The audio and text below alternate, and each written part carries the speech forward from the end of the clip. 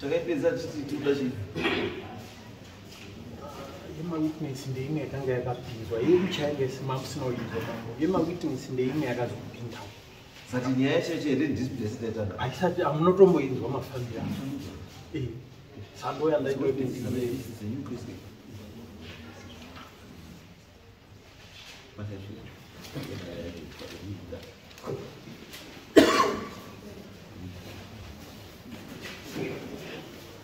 Right now it is what? Kwa Simeon Chimko. Isoro itanga mirele. Ishedu isingatendereri nde tukusungisa Christina ndoitwa Simeon Chimkoko. Kesi yedu tukusungisa Christina Mkono. Arikutengesa minda. Minda inoengere ya mbuya wangu. Atotengesera vanhu vatatu wataka Tundo wataka Samona wechi3 atisukumuziva saka iye paachazobvunzwa achatibatsira kuti mumwe wechi3 ndiani asi sofa atotengesera tingati 1-3 ndo watiri kuona pano saka ishu imamirira yayakaita machangamira yatakaona pamusina kunzwa kusi pakataurwa nawe kupwanywa kwemba pakataurwa nawe kwa magistrate kwa DC ishu iripo imba yakapwanywa nasikuru avo ndeye mumwe munhu akawaka pastendi yatukuta pamunda tukuta wapwanya imba iyi ndo yakaita kuti vaende kudare kwa DC ikatotongwa wakatoita community service ndo imba yakapwanya. Christina Mkono musha wake waakasirwa nemurume wake ari kugara minda yakatenderedza musha wake waaigara nemurume wake ari kurima. Ishu yemunda vataurira pano it's a portion yemunda yekuti iri zvakaita sekuti musha waChristina uri panapa minda iri sezvakaita pane road pane bridge nemvura ravo ndokune munda ndo munda waari kutengesa. Munda uyu mamirira wakaita mbuya wangu wanova mai wa mama wangu amai na mai wake mbuya wachisiya munda ushu kwawakashairodaka nyaya iyoyi ndatoizwa kutaura kwauti inizvo titori portion yenzvimbo nechizva kutotaura pana munhu wakati saka munda iwo unofanira kutoonekwa then waidentify kuti pisi inotengeswa neii pisi inotengeswa neii pisi inotengeswa neii handiti avo vakomana wauya after inspection wochiya wotipa report yekuti portion yakatengeswa ndeyakati imimi mawarakidza then vanhu varipo enharaunda vachibvumirana kuti zveshuwa apa portion ndeyani ndeavo apa portion ndeyapa ndeavo report iyoyo tobva tatongofara chii hapana nidi yekuti timbovati makatengesa here ai pari kuuya vakomana waground information yese inodii inobva yabuda ipapo nekamepu kacho kwaidentify kuti apa ndavatengeswa ndeapa mbuya muda kutaura inini Christmas ndini inini kuroorwa kwandakaitwa nemurume wangu tichigara pamba ipo saka tezvara wangu todai murume wangu akadaidza murume wangu akati Douglas uya pano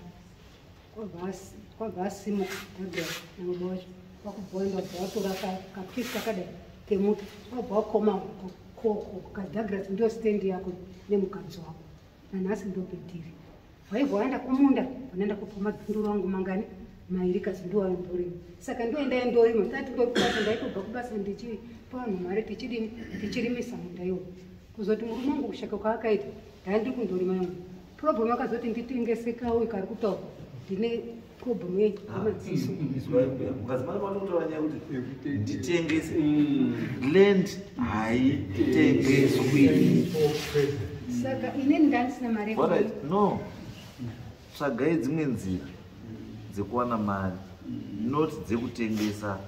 land. State land haitengeswi. Sanda kuita wakoma inspection Wednesday. Chiya mapa madetails. Usvika iko kuona zvizvo kutaura zvese izvo. Unasvika isu kana kwasesamanga akandipa 1. Takatongwa kwashe, takatanga kutongwa kwa DC. Zvikazi 5 years naye mukomana. Atidi kuzwa maproblem kana uchini. ibva ndopera ava wakati kwazi kazi uyu adini uyarupa agoni kutonga pamusoro kazi vese akoasamanga hatisati yapera saka makwendojeri haisati yapera because kana mukadzi musaite nyaya yemakaita within a period of 5 years it means mukaita pa 5 years dzisati dzapera makwendojeri ini hapana chendakaita hapana chendakaitosadwa kuti katiprove kapoza auritaura makatengesa hapana chendakaita uyu muzukuru kakuzviro chamuzukuru nako kana imimi murutaura kuti makatengesa nenyaya dziso nechizore chendinazvo saka makadii saka makadii ndakapiwa kamari ndasaka makadii ndakatengesa ndipiwo kamari kenyu kekubatsirika wakomana pauya kuground zvese zvochokwadi chese chinoita sei chinobuda zvokuti uyu muzukuru ichi yesi tichazviona zvese kuti ane here mururamiro yekunge ari kumira kutaura nezvemunda iwo ndiari pamberi pafurandika angariona tete wacho namai wacho zvazvoabuya ndatigarai pasi kana uyu aine maruramiro kana kuti asina maruramiro tichazvibata wakomana pauge ground mushure changamiro ndoda kumva ndajekesa inini nyaya yedu ndo yakataurika ikazosvika pamawitness amataura bva ndaona kuti ndindakaimanga haina kutaurika pataida ini ndamira semuzukuru kungopresenta nyaya kwamuri chete vana vemuridzi wemufi ndo varipo vasikana ndo varidzi wambuya vakasiya mina ndo chandataurira handina chandiri kurwa pamunda ndangotaura pakuti nyaya dzakatare takambodzisaka hauna locus ndangoti ndichipresenta okay saka iyi yatopera nyaya yedu yaikuti tausiti imi waridzi wechi wemunda neawa ndimuri kurisana nevanhu handiti wakomana pauri kuya kuground munovaratidza minda yamukutaura kuti ndiyo yababa wedu nechi yamuri kuti ndeye awa wonyora pasi woita sei moidentifya pamunoti apa ndo pakatengeswa pane nyaya mopa zvese zvonyorwa pasi then ripoti painouya kuno inofanira kunge ine chii sabhuku ishe newakomana varubva kuno kwangu vari kuita inspection imwe nyaya ndimakamati munozoya nani nangirikiri vamina vakataura kuti kwazi akanga asi mukadzi wedu vakataura kuti kwazi anga asi mukadzi wedu mukadzi akanga akasotoenda kare kare inezvi akanga atoenda kare kare akazotouya murume afa kwati kwazi ndiri kuda kugara umba yangu imi mukati munozvi mbuya munazoya nameneja saka meneja ndauya naye kuti wonde murume kufa akaita ndahandinaye nambofa ndakarambana nemurume wangu murume wangu akafa wakatakura manager ari pano ndienda ndatouya naye ndakaenda kutora kumba kwako makati munouya naye izwaimbuya takati nyaya yese iyoyoka handiti ndikuona kuti inyaya 1 asi ine nyaya dzinokwana 4 mukati madzo pane nyaya 1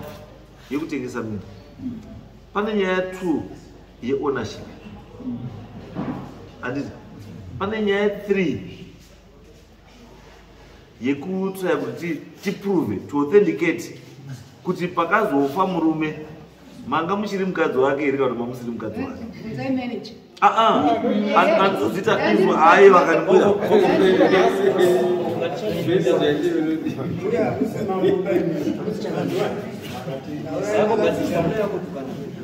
ndati mbuya nyaya dzenyu ingani dzine nyaya inyaya 3 dzatinoda tigadzisidzira pari kuya wakomana uko murunzwa nyaya dzese idzodzi dzese dzichabuda dzese dziri 3 dzobva dzangoya ka1 tobva tadzipedza dzese ka1 dziri 3 because nyaya yekuzi muri mukadzi weye kana kuti hamusi mukadzi yatazotorai witness handisika inyaya yekutangira pekuti mune maruramiro here ekutengesa kana kutora minda akamongora nyaya iri kunzi hawazoti manga musipoba yanga iri nyaya yekunzi hamuna kodzero because manga musiri mukadzi wemunhu saka ndo zvatoda kuprovide kuti manga muchiri mukadzi here kana manga musiri ndo zvatoda sangasanga